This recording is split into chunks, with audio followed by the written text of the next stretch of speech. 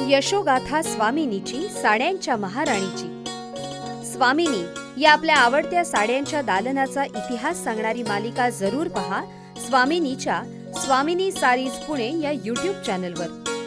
आजच स्वामिनी सारीज पुणे या YouTube, Facebook आणि इंस्टाग्राम या सोशल मीडिया प्लॅटफॉर्मला भेट द्या, सबस्क्राईब करा आणि स्वामिनीशी कनेक्ट व्हा. स्वामिनी, विझिलँड बिल्डिंग, कुमठेकर रोड, पुणे. साड्यांची महाराणी स्वामिनी. नमस्कार. स्वामिनी सारी पुणे या आपल्या यूट्यूब चॅनलमध्ये आपल्या सगळ्यांचं सहर्ष स्वागत. साड्यांच्या महाराणीची म्हणजे स्वामिनीची यशोगाथा आपण प्रश्नोत्तरांच्या माध्यमातून स्वामिनीचे मालक रियाजभाई उर्फ आपले लाडके अब्बूजी यांच्याशी गप्पा मारत ऐकत आहोत. नमस्कार अब्बूजी. नमस्कार.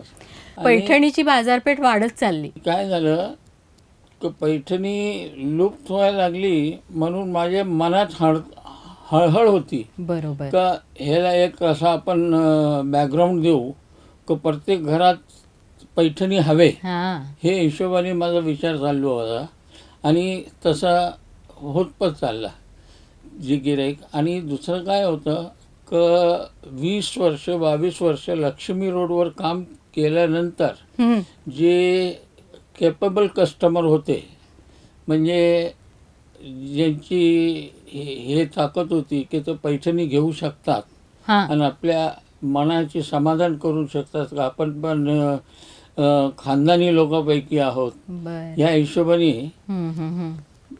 त्यांना मी हे करायचं, प्रेस करायचा हां. आणि ते घेऊन जायचे.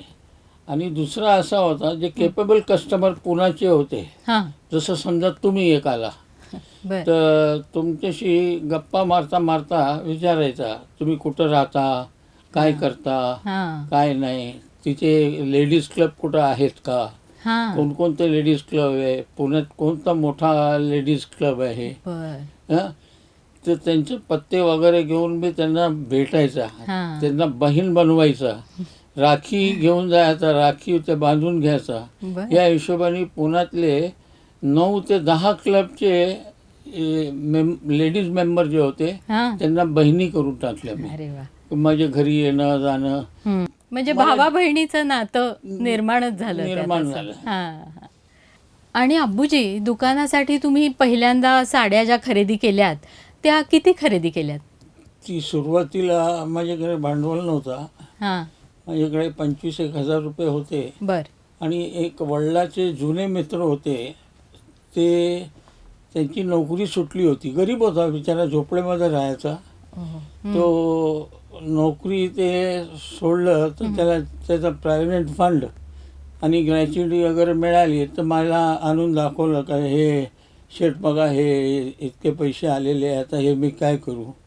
मग त्याला हडपसरमध्ये जाऊन अकाउंट खोललं त्याचा बर. आणि ते चेक वगैरे त्याच्यात टाकले.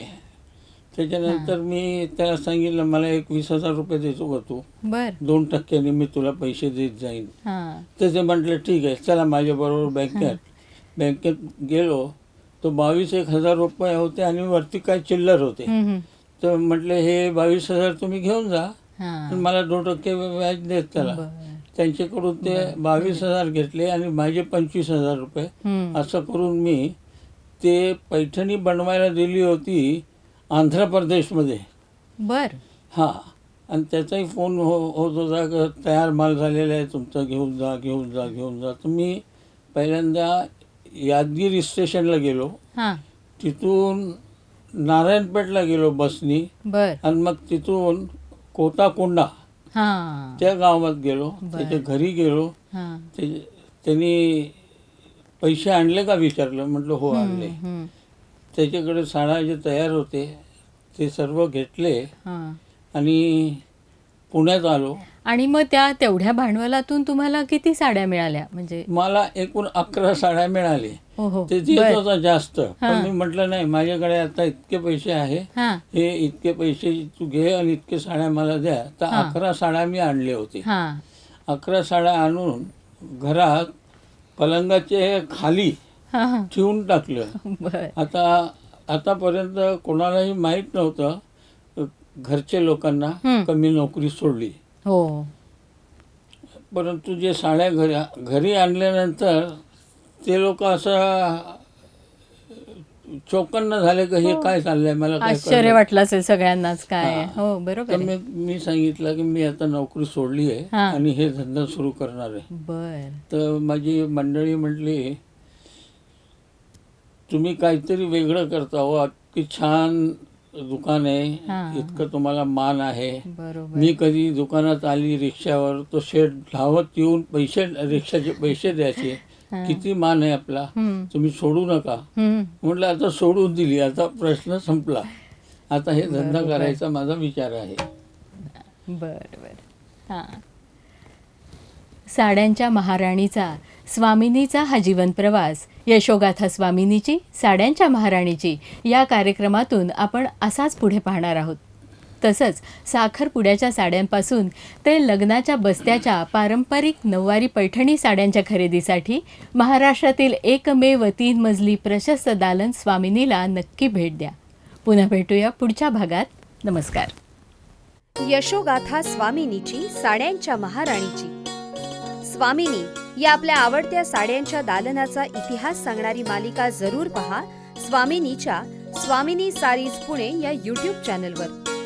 आजच स्वामिनी सारीज पुणे या यूट्यूब, फेसबुक आणि इंस्टाग्राम या सोशल मीडिया प्लॅटफॉर्मला भेट द्या, सबस्क्राईब करा आणि स्वामिनीशी कनेक्ट व्हा. स्वामिनी, विजिलँड बिल्डिंग, कुमठेकर रोड, पुणे. साड्यांची महाराणी स्वामिनी.